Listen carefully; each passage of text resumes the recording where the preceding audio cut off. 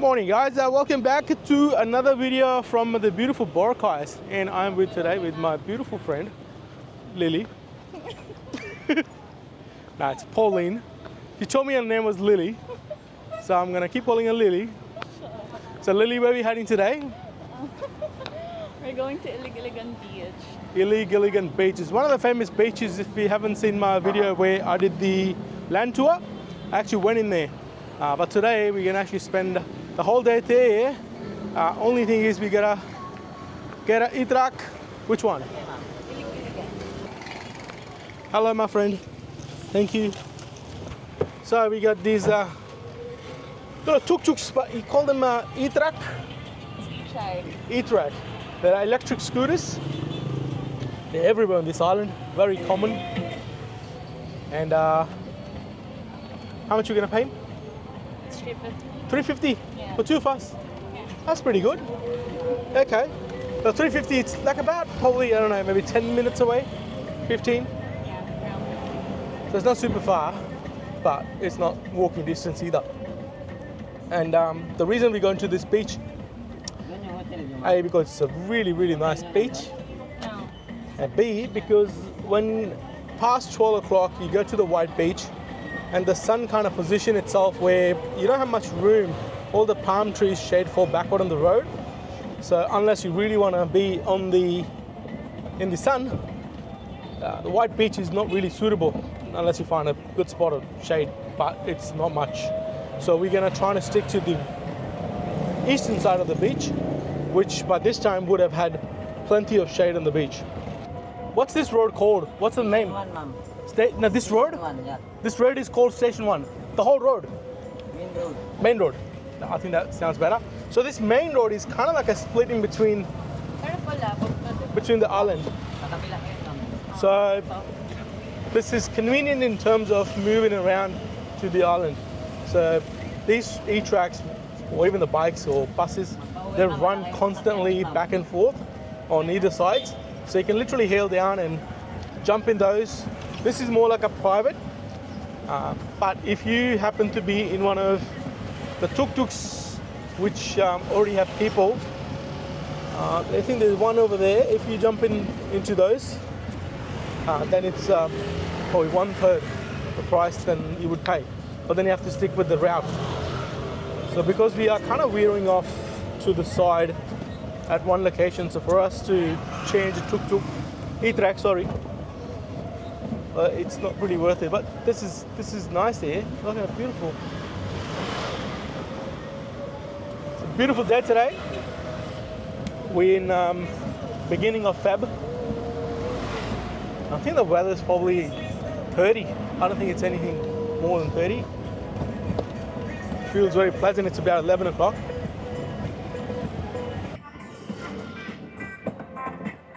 So I'm not sure if this e-track's got shock absorbers or anything to absorb the shocks. I swear to God, by the end of this trip, I think all my organs gonna shift from one side to another. I'm constantly hopping. I can't even talk. I think my brain fluids are gone loose.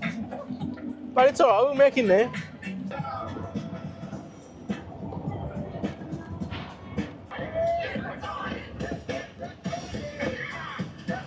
Okay, finally we're here.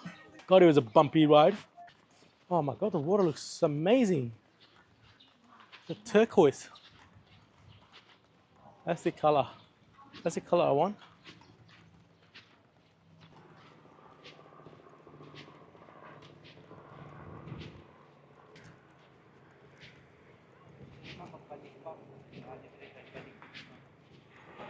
So I'm not sure. So that's the keyhole there. Yeah, keyhole. Yeah. Mainland. So that is a mainland? Yeah. I still got my sense of directions. So that is a mainland, right? Those big mountains. So we got ourselves a little mat, and there is no charge for that. The only catch is you have to buy a drink or something, food, which is, I think, pretty good. And this is the thing about when you come out to these little beaches, because the main beaches are always going to be overcrowded, very competitive. So services like that, they might exist there, but they're definitely more on like a little ones here. No rush, nothing's happening much here, and it's really nice and quiet. So if I turn the camera around and take you on a little walk. So what are the activities people are mostly doing here? Number one is snorkeling. I do see some people in the water out there, so that is an option. And number two is the Sigbin Cave, which is only 20 minutes paddle board from here. I was interested in it, and I'm not sure if I will still do it or not, but definitely not today. I'm not prepared. I didn't bring my other waterproof camera.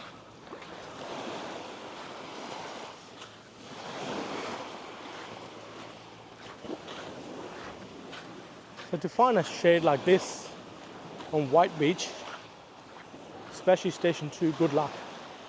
You'll have to probably walk all the way to Station 1, or if you get 3, but here, no problems at all. I'm not sure if that's the Sigbin Cave. It does look like some sort of, I don't know, cave kind of thing. But there's another beach if you go past this little bend here. So from keyhole you can see it. I think you still see the sandy bit there. So that's also another part of the Iligan Beach. Anyway guys, if you're new to the channel, make sure you subscribe. Press that bell icon so when I post the videos in the future, you will get the notifications straight away. There'll be more travel stuff coming up. I'm here for another few days before flying into Cebu. So that's going to be another exciting part of the trip.